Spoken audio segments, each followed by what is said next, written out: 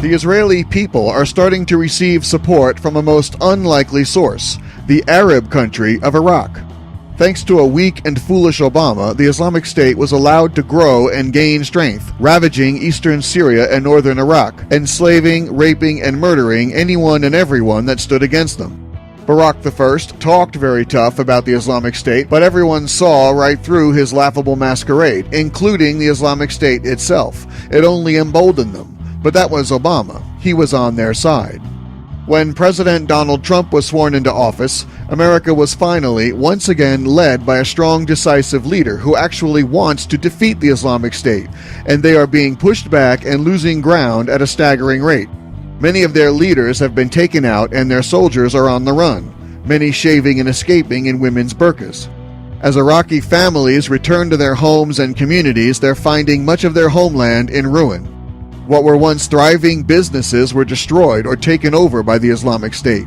Many of the structures were looted and burned. Many churches in the area, some dating back to the 4th century, were found desecrated and burned. But it's not stopping the Iraqi Christians from meeting.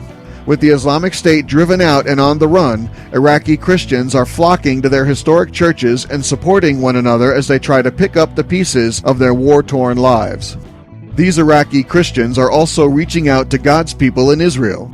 Support has been pouring into the Israeli government from Arab Christians in Iraq on social media in the form of pictures and messages, some even praying for Iraqi leadership to establish relations between Iraq and Israel.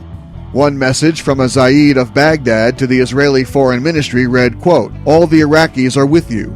Israel did not even throw stones at us while the Muslim Brotherhood sent suicide bombers and financed them to fight us," unquote.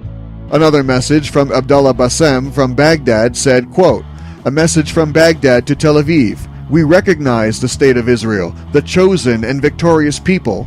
Fake Palestinians are traitors and terrorists. We, as Iraqis, will be happy to visit Israel and welcome a visit by Israelis to the great nation of Iraq," unquote. Some Iraqis have spoken out against other Arab countries for, as they put it, quote, "the hypocrisy of the Arab peoples," unquote. Even users who have been historically against Israel are siding with them because of their disdain for violence. They've had it with all the murder and bloodshed and understand that normalizing relations with Israel is a win-win that would help Iraq economically as well as with the fight against Islamic violence. The office of Israeli Prime Minister Benjamin Netanyahu reported receiving many messages of support from Iraqi Christians and their condemnation of the recent Islamic violence at the Temple Mount. The Islamic State mowed through as much territory as possible, trying to wipe out any traces of Christianity from the region. It appears to have only made it stronger. With all of the anti-Semitism running rampant in the world, it's nice to see Israel get support from Iraqi Christians, and they'll certainly take whatever support they can get. Thank you for listening. Don't forget to subscribe and donate at theraywarnershow.com.